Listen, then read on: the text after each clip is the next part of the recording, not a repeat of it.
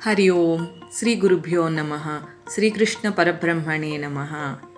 Today we are going to know what is being taught in the ninth Adhyaya, Raja Vidya Rajaguhya Yoga, the most confidential knowledge.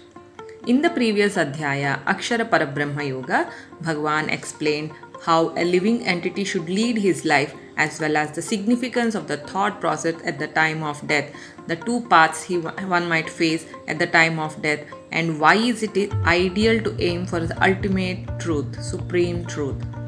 Through this Adhyaya Rajavidya Rajaguhya Yoga, Bhagavan further explains the above much deeper and his assurance to his devotees. The knowledge we gain through this Adhyaya is of immense value and highly confidential, which has been practiced by many kings and seers earlier. By practicing the Navavidha Bhakti Marga, hearing, chanting, remembering, serving, worshipping, praying, obeying, maintaining friendship, and surrendering everything to the Lord, one is elevated to a spiritual consciousness.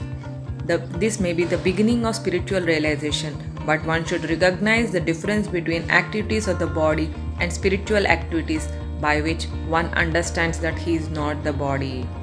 Let us observe what has been told in this Adhyaya. What is the supreme knowledge and why is it most confidential? To whom is it revealed and what are the benefits of acquiring that knowledge? This knowledge is the king of education, the most secret of all secrets. It is the purest knowledge, and because it gives direct perception of the self by realization, it is the perfection of religion. It is everlasting and it is joyfully performed.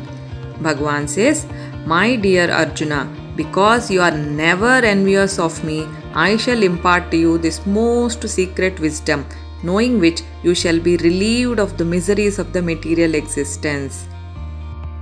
Therefore, one who is pure at heart, devoid of envy and other unhealthy qualities, is eligible for this knowledge.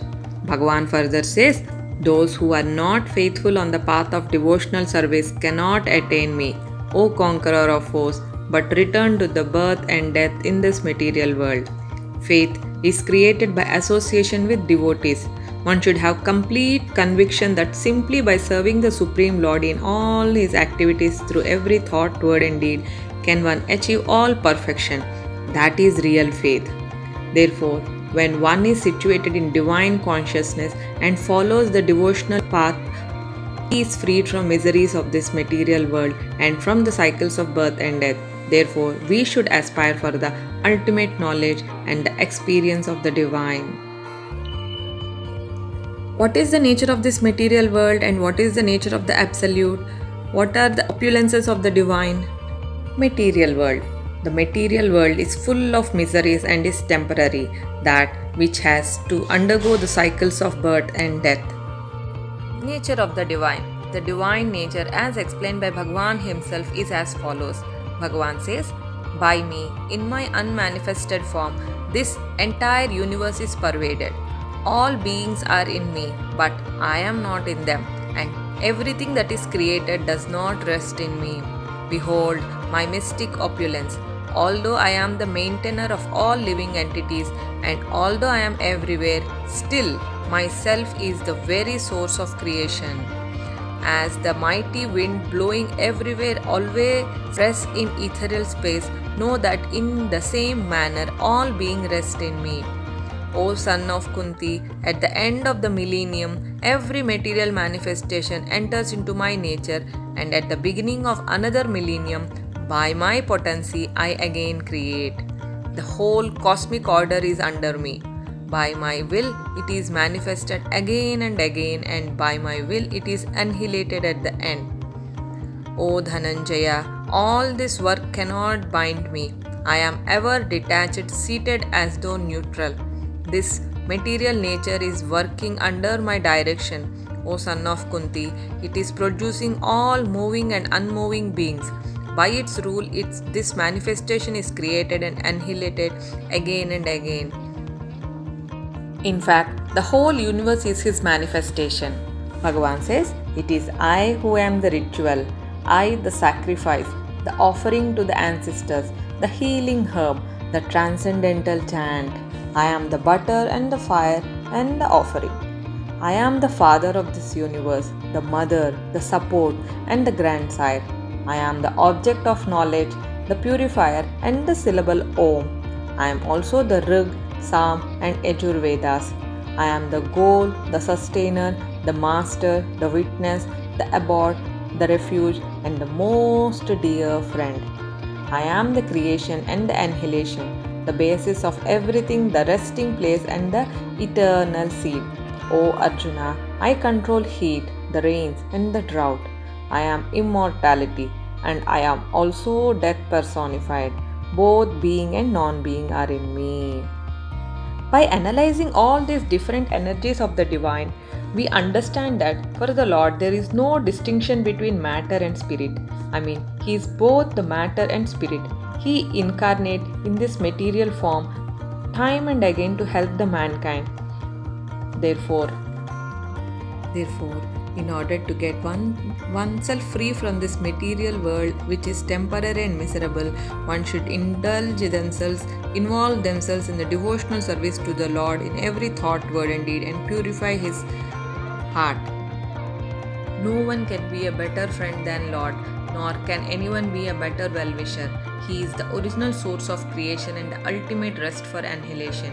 Therefore, the eternal cause of all causes is the divine. Let's aim for that.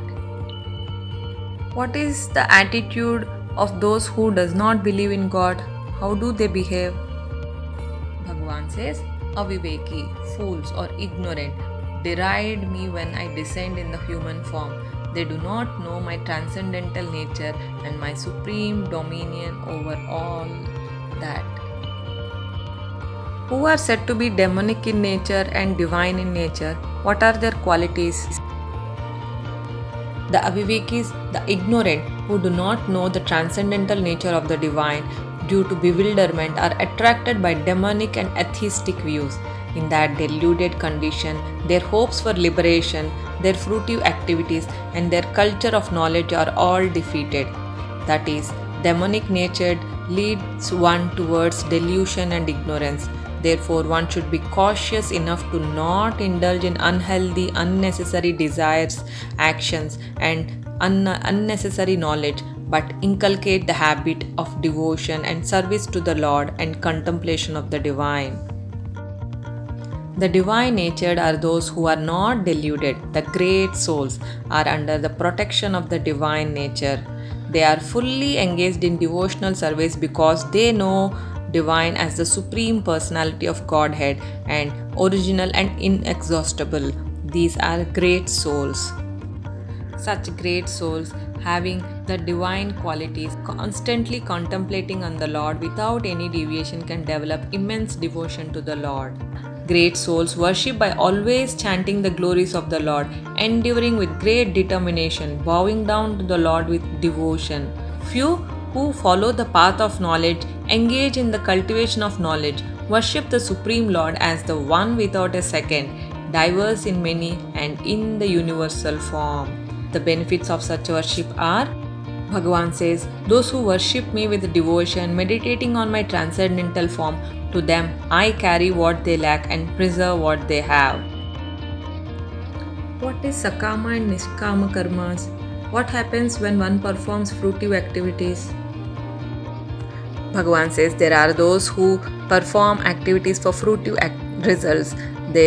Those who study the Vedas and drink the Soma juice, seeking the heavenly planets, worship me indirectly. They take birth on the planet of Indra, where they enjoy godly delights.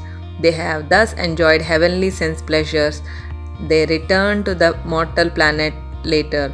Through the Vedic principles, they achieve only flickering happiness. Those who perform Nishkama karma, devoid of fruitive activities, are free from the miseries of the material world and reach the divine abode. What happens when one worships the demigods? Bhagavan says, whatever a man may sacrifice to other gods, in reality meant for me alone, but it is offered without true understanding. Those who worship the demigods will take birth among the demigods. Those who worship ghosts and spirits will take birth among such beings. Those who worship ancestors go to the ancestors, and those who worship me will live with me. What pleases the divine and what is his assurance? Bhagavan says, Patram pushpam phalam toyam yo me bhaktya prayachati tadaham bhaktyupahrutam prayatatmanaha. That is, if one offers me with love and devotion a leaf, a flower, fruit or water, I will accept it. Bhagavan assures that even if one commits the most abominable actions, if he is engaged in devotional service, he is to be considered saintly because he is properly situated. He quickly becomes righteous and attains lasting peace. O son of Kunti, declare it boldly that my devotee never perishes. That is Bhagavan's assurance. A devotee who is engaged in the 9 kinds of devotional activities is engaged in the process of cleansing all the material contamination from the heart, chanting the Divine Lord's name and contemplating upon that, which will protect a devotee from all accidental fall downs. He will thus remain perpetually free from all material contaminations. How should one analyze their day-to-day activities and what aids in helping them to reach the divine abode? We should analyze ourselves by questioning the following way, asking as to our mind, is it engaged in the divine devotional service and divine contemplation, or is it behind the material possessions? Are we having love and devotion towards the Lord with full faith, or are we just praying for material benefits? Are we aiming for temporary happiness and temporary possessions or the divine treasure? If any of our aims or desires are towards the material benefits, we should try and divert our mind with full faith, purify our hearts in the devotional service of the Lord, which will ultimately lead us to the divine. The Lord understands the mentality and sincerity of a particular living entity who is engaged in the Supreme and gives him the intelligence to understand the signs of the Absolute in the association of the devotees. May we all be blessed by the Divine, holding our hands every moment, leading us towards the divine abode. Sai Ram, Hari Om, Punarmilamaha.